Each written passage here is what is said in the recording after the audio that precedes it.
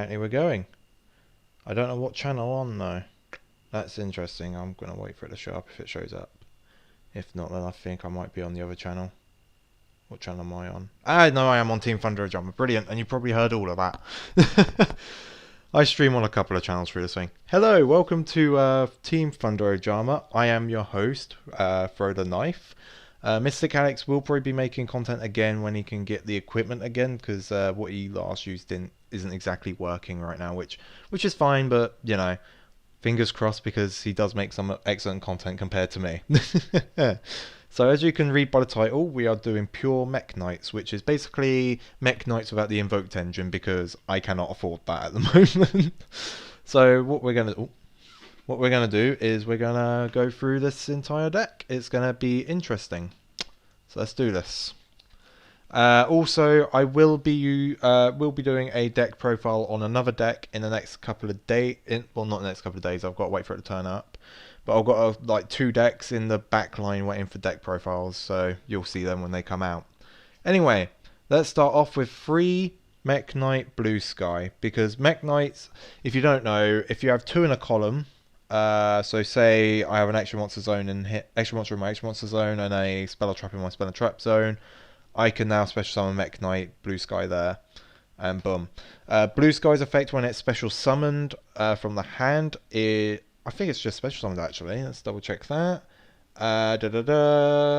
If this card is normal or special summoned from the hand, so it has to be from the hand, but if it's normal or special, bear in mind it's only a level 5, so you can just tribute 1 monster.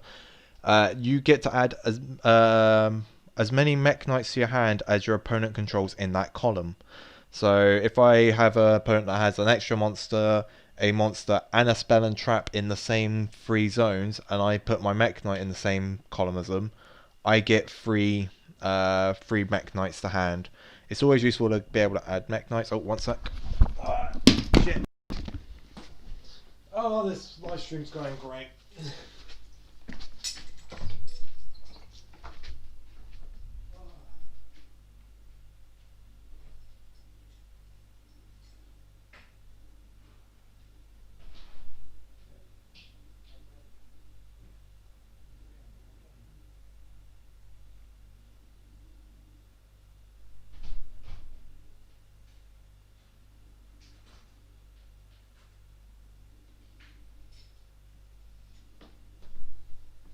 Oh, Jesus Christ, everything's going terribly, isn't it?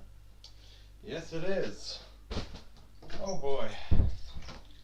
Let's try all that again, shall we? I wish I could just pause it, but I think you can, but I forgot how to. So, sorry about all that, guys. Oh shit. Oh shit, I never knew that. Huh. Hang on. Let's get everything back. I'm going to leave that in like a weird blooper. Why not? Oh shit, no, that's there. Hang on. There we are. It's like a weird blooper. Hope you guys enjoyed that little bit there. So yeah, you want to run 3 Mekk Knight Blue Sky, because it's always good to search your Mekk Knights. Okay. Do I bother redoing this? Nah, it's fine. 3 Mekk Knight Purple Nightfall. The reason you're running 3 Nightfall purples is it's the second best Mekk Knight in the deck, in the sense of it could still search. So basically, when this is on the field, you can banish a Mekk Knight on your field. It doesn't have to be that particular Mekk Knight, but it can target itself, it can target the links, it can target any Mekk Knight on the field. You can banish it and then add a Mekk Knight from your deck to your hand, which is always good. So you could literally, if you open up with this, special summon this, banish it, and then go into your Blue Sky to search out even more Mekk Knights. The third best, and I'll say that's the last time I say about the best in order, is Mekk Knight Indigo Eclipse at 3. Indigo Eclipse is the Mekk Knight that can target other Mekk Knights and make them move position. So say it's in this column here, and I want to summon another Mekk Knight in my hand, but they've only got 2 in that column, I will move it over to the right, and now I can summon any Mekk Knight in that zone. It's always good. It allows you to get multiple Mekk Knights on the field, plus when it comes to the spell and traps, it'll make more sense why that's even better as well. Next we have free Mekk Knight Yellow Star. The reason we're running free Yellow Star is because it's basic back row removal, which is quite nice. There's always a Mekk Knight in the grave for you to banish, so Yellow Star is 9 times out of 10 active. Yeah, if it's the first one that's out on the field, then no. If it's also just after a particular spell in this deck, then also no. But it's very active 9 times out of 10, so it's quite nice.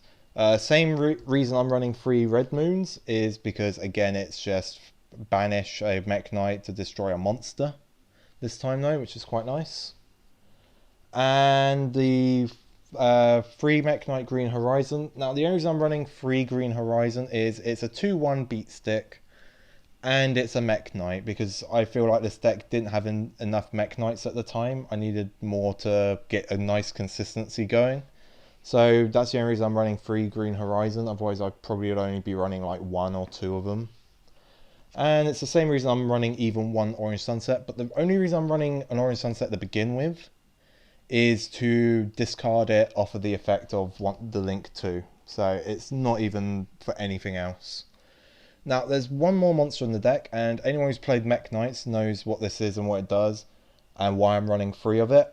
But for those who don't, I am running 3 Iperia, and the reason being is when it's summoned, you get to draw a card.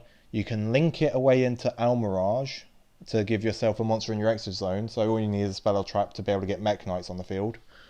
And the reason you run it is to go first, because Mekk Knight, as you can tell, is normally a going second deck, because you need to get any of your monsters out, you need 2 cards in the same column, which means you need either one of your spells and traps and a card on your opponent's side of the field, or your opponent to have 2 cards on their side of the field. But with Iperia, you literally normal summon this, link it away, go into Almirage, set a spell, you can immediately get your Mekk Knights out now.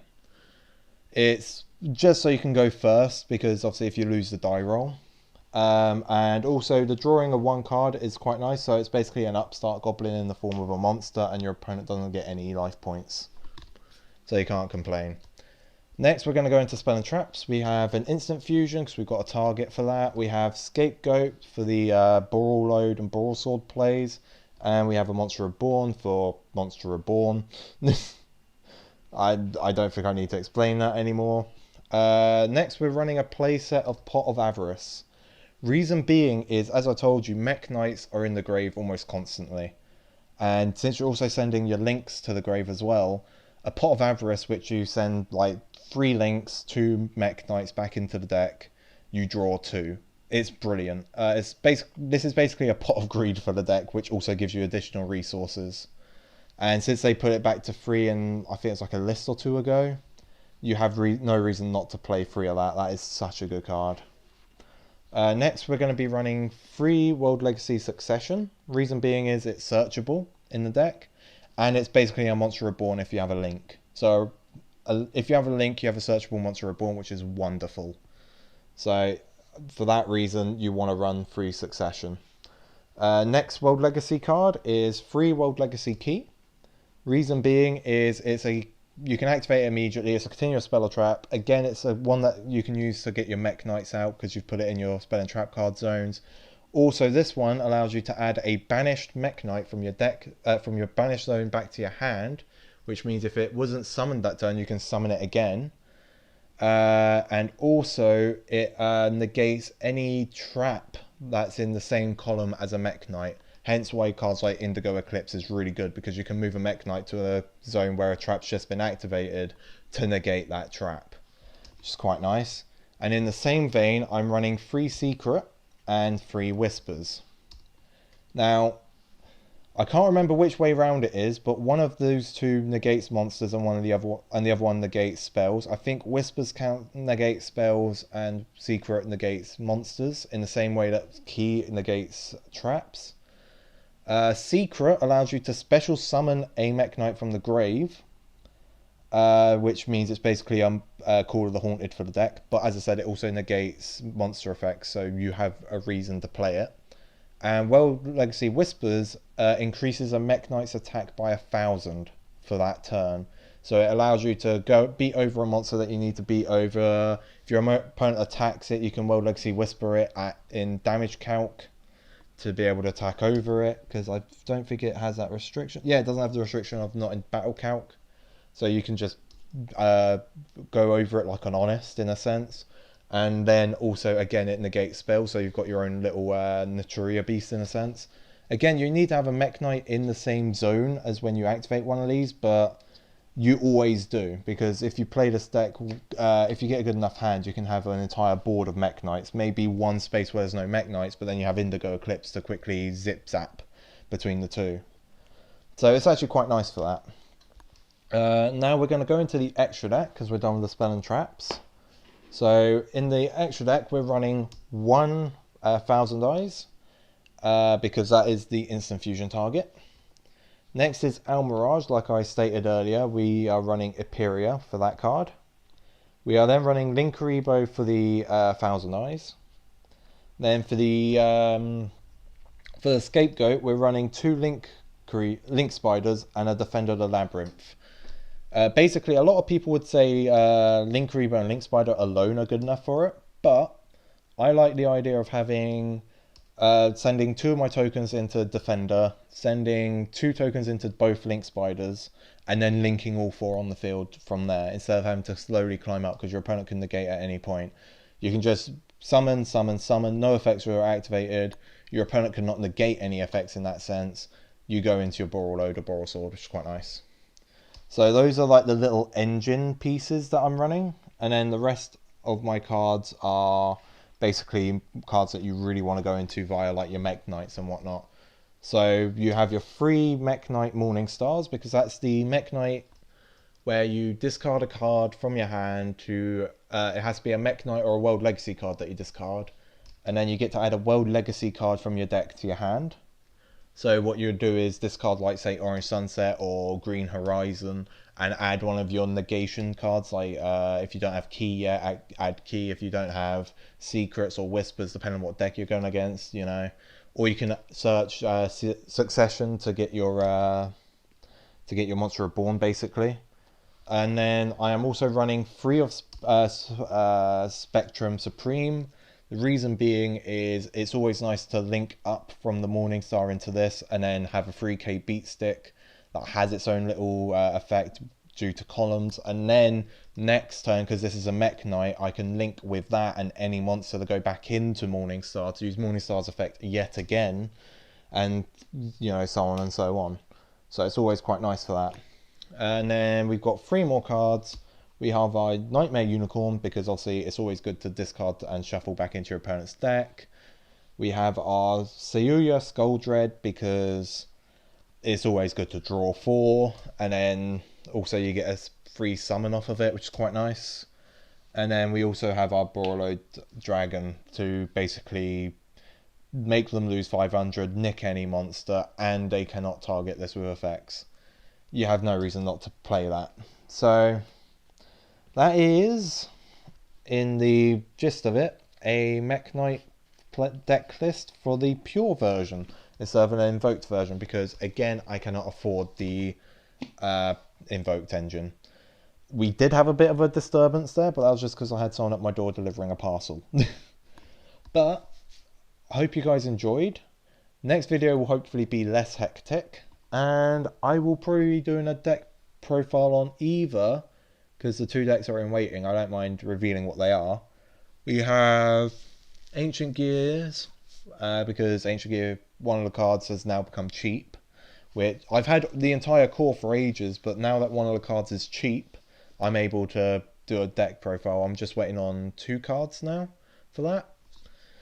And then I also have Danger Dark Worlds as a deck list I'm going to be making, and I'm waiting on 2 cards for that too, to be fair. So I'm literally waiting on 4 cards, and I can do all of that. And it's all coming from one seller, so fingers crossed it should be soon-ish, but I think he's, because of the corona and all that, he's having to hold up for a bit, which is fine. Obviously, I'm not complaining, I'm just saying. So I don't know exactly when I'll be able to do these videos, but the second I can, I will, because I want to get back into this. And to be fair, we haven't uploaded in ages, so I'm glad I'm able to. Hope you guys enjoyed this deck profile, and I will see you all in the next one. For now, ta-ta. Oh, what? Ta-ta.